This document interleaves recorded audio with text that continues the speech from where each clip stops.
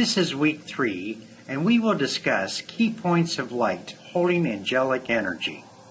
We, of course, will be doing energy exercises and movement of energy as we have been doing in previous weeks. During one of my morning meditations, I was posed with several questions. These questions, although simple, did not have easy answers to them, and to be quite frank, it would probably take a long time for me to answer them. Oftentimes, we as human beings are so used to reacting in given situations that we only seek intercession from our angels, metaphysical guides, and mentors at that time. Some examples might include, "Oh, please help me find a job. Help me find my car keys. Help me with acquiring more money as I can't pay my bills. Help my loved one with healing." Our metaphysical mentors do help us. But more often than not, when things are going smoothly and we are in a peaceful state, we tend not to bother our mentors.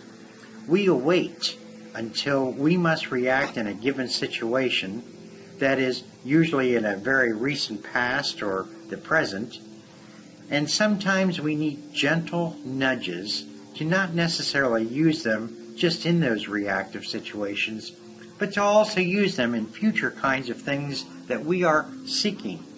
Here are some questions that they felt it important for me to answer and to meditate. Suppose the God source only created one being, and that was you. And God said you will go to earth and learn. Could you sin against God? In another question, suppose you had all the power to do anything you wanted with only 2 rules. Number 1, you cannot interfere with another. And number 2, you cannot harm another. What would you then do? In the third question, if you had all the money you wanted, could live anywhere you wanted to be, do anything you wanted to do, and had any talent and ability, where would you live? What would you do? And would you be the same person that you are now? And then finally, the fourth question is, suppose you did not have any fear, guilt, jealousy, enviness, procrastination, anger, or other kinds of emotional negative thoughts, what kind of a person would you be? These are very important questions, and that cannot be answered easily. As stated earlier, this will be our third Skype discussion, which deals with key points of light that hold angelic energy. Let me first state that these particular points, as stated earlier, this will be our third Skype discussion dealing with key points of light that hold angelic energy. Let me state again that I've identified these points within myself. You as individuals may have different ones and must give thought and meditation as to where they are in their body. Through much study, personal reflection, I've come to the conclusion that each angel that I seek assistance from tends to meet one of my emotional concerns in various different situations. I hold Michael to be an angel of protection, and it is anchored on my bottom of my right foot. I hold Gabriel as the one who helps me to best understand appreciation, and that is located on my left hand. Raphael is the energy located in the root, to when I need balancing of my emotions during difficult situations.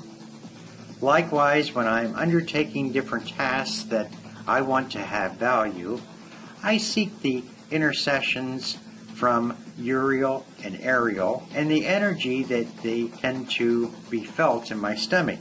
Aurora is my service mentor, and when it's important that I feel I should be providing services to others, I envision that energy flowing through the left part of my heart. And then finally, in creation or creating things, I envision Metatron being of great assistance in the flowing of energy at the top of my head. Again, each one of us have to determine who the metaphysical mentors are, and through practice envision thinking and discussing with others where one can locate in the body these energy flows. To reiterate, points of light are energy sources that flow, and for my third-dimensional understanding, I place emotional feelings so that I can best understand the energy and how it relates during personal situations. As we look at these different kinds of energies on each point, I also believe that by throwing energy from one point to the next, they create ley lines, energy connectors between energy points that are susceptible to enhancing certain kinds of positive emotions that keep us in the light. For an example, during times of adversity, I throw energy from the root down to the right foot to maximize staying at peace.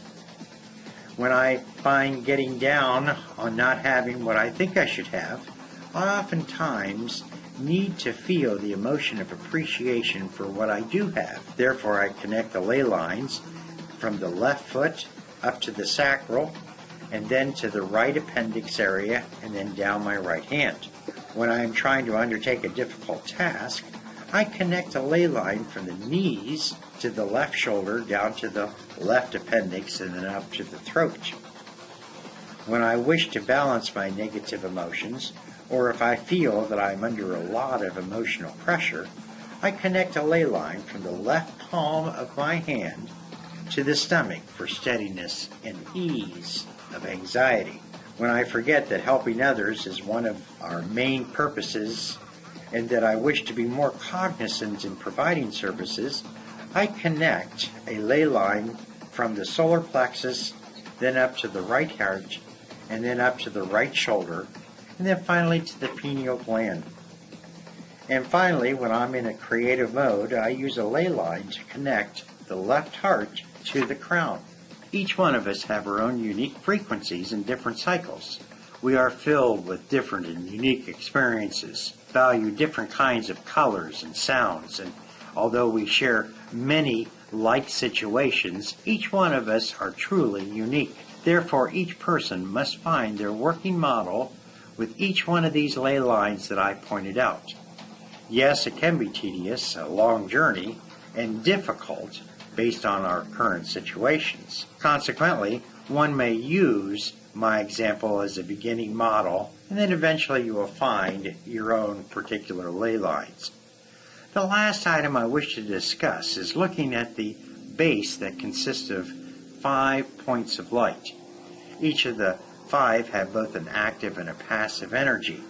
The stronger each are complementary to each other, the more one can feel the energy. First, there is the right foot, with the active energy being protection and the passive being strength. The left foot is active energy doing tasks and passive energy doing things of value. The third is the knees, with active energy having and holding abilities and talents that a person has, and the passive is the personal trust in using those abilities. The fourth is the right palm, with the active energy being healthy, and the passive is being healing. And finally, the fifth is the left palm, with the active energy being aggressive and the passive being nurturing. When we connect different lines together with these 5, we have established a base that we can flow energy, usually clockwise, during group exercises.